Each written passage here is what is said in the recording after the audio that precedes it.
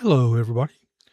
Welcome to part 5 of Matthew, the 12 apostles. And when he called his 12 disciples to him, he gave them power over unclean spirits, to cast them out, and to heal all kinds of sickness and all kinds of diseases. Now, the names of the 12 apostles are these: first, Simon, who is called Peter, Andrew, who is his brother, James, the son of Zebedee, and John, his brother, Philip and Bartholomew, Thomas and Matthew, the tax collector, James the son of Alphaeus, and Lebbaeus, whose surname was Thaddeus, Simon the Canaanite, and Judas Iscariot, who also betrayed him. Sending out the 12, these 12 sent out and commanded them, saying, "Do not go into the way of Gentiles. Do not enter a city of the Samaritans, but go rather to the lost sheep of the house of Israel. And as you go, preach, saying, the kingdom of heaven is at hand. Heal the sick, cleanse the lepers, raise the dead, cast out demons. Freely you have received, freely give. Provide neither gold nor silver nor copper in your money belts, nor bag for your journey, nor 2 tunics, nor sandals, nor staffs. For a worker is worthy of his food. Now, whatever city or town you enter, inquire who in it is worthy, and stay there till you go out. And when you go into a household, greet it. If the household is worthy, let your peace come upon it. But if it is not worthy, let your peace return to you. And whoever will not receive you nor hear your words when you depart from that house or city, shake off the dust from your feet.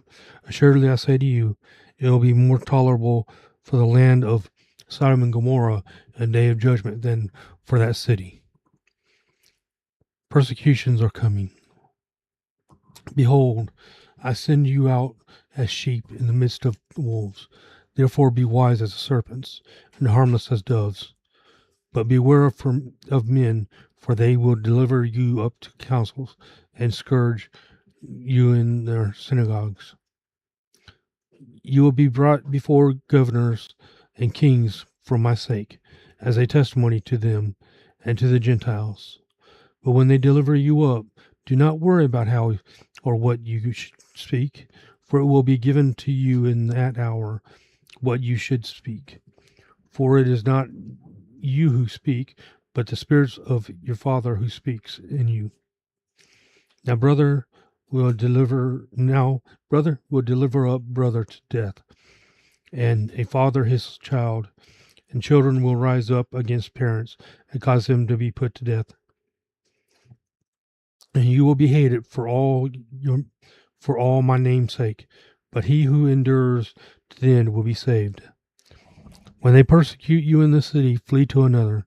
For surely I say to you, you will not have gone through the cities of Israel before the Son of Man comes. A disciple is not above his teacher, for a servant above his master. It is enough for a disciple that he be like his teacher, a servant like his master.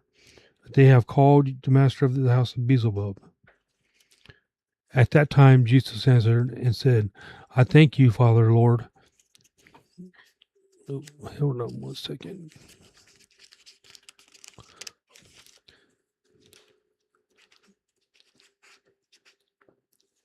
Okay. And so Jesus rose and followed him. So did his disciples. Suddenly a woman who had flow of blood for 12 years came from behind and touched the hem of his garment, where she said to herself, if only I may touch his garment, I shall be made well. But Jesus turned around, and when he saw her, he said, be of good cheer, daughter. Your faith has made you well. And the woman was made well from that hour. When Jesus came into the ruler's house and saw the flute players and the noisy crowd wailing, he said to them, make room for the girl who is not dead, but sleeping. And they ridiculed him. But when the crowd was put outside, he went in and took her by the hand, and the girl arose. And the report of this went out into all the land.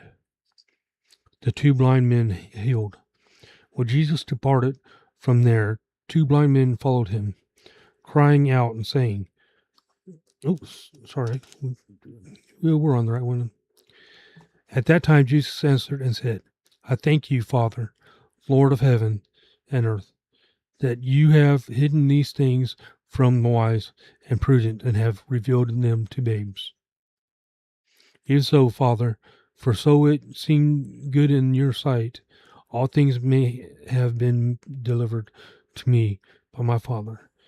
And no one knows the Son except the Father, nor does anyone know the Father except the Son, and the one to whom the Son wills to reveal him. Come to me, all you who labor and are heavy laden, and I will give you rest. Take my yoke upon you and learn from me, for I am gentle and lowly in heart, and you will find rest for your souls. For my yoke is easy and my burden is light. Jesus is Lord of the Sabbath. At that time, Jesus went out through the grain fields on the Sabbath, and his disciples were hungry, and began to pluck heads of grain and to eat. And the Pharisees saw it. They said to him, "Look, your disciples are doing what is not lawful to do on the Sabbath." He said to them, "Have you not read what David did when he was hungry, he and those who were with him? Now he entered the house of God and ate the showbread, which was not lawful for him to eat, nor for those who were with him, but only for the priests. For or have you not read in the law that on the Sabbath the priests in the temple profane Sabbath and are blameless? Yet I say to you that in this place there is one greater than the temple. But if you had known what this means, I desire mercy and no sacrifice, you would not have condemned the guiltless. For Son of Man is Lord even of the Sabbath." Healing on the Sabbath. Now, when he had departed from there, he went into their synagogues. And behold, there was a man who had a withered hand. And they asked him, saying, "Is it lawful to heal on the Sabbath?" That they might accuse him. Then he said to them, "What man is there among you who has one sheep, and if it falls into a pit on the Sabbath, he will not lay hold of it and lift it out? Of how much more value then is a man than a sheep? Therefore it is lawful to do good on the Sabbath." And he said to the man, "Stretch out your hand." And he stretched it out, and it was restored, as whole as the other. Then the Pharisees went out and plotted against him. Now they might destroy him. "Behold my servant."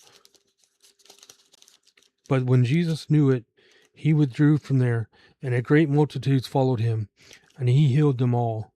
Yet he warned them not to make him known, that it might be fulfilled which was spoken by Isaiah the prophet, saying, "Behold the servant whom I have chosen, my beloved, in whom my soul is well pleased.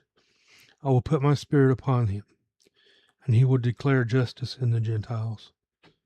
He will not quarrel nor cry out, nor will anyone hear his voice in the streets.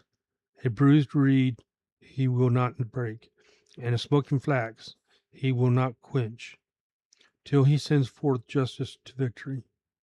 In his name Gentiles will trust." The next episode will be "A House Divided Cannot Stand." Thank you for listening, and we hope everyone is in the Lord's light.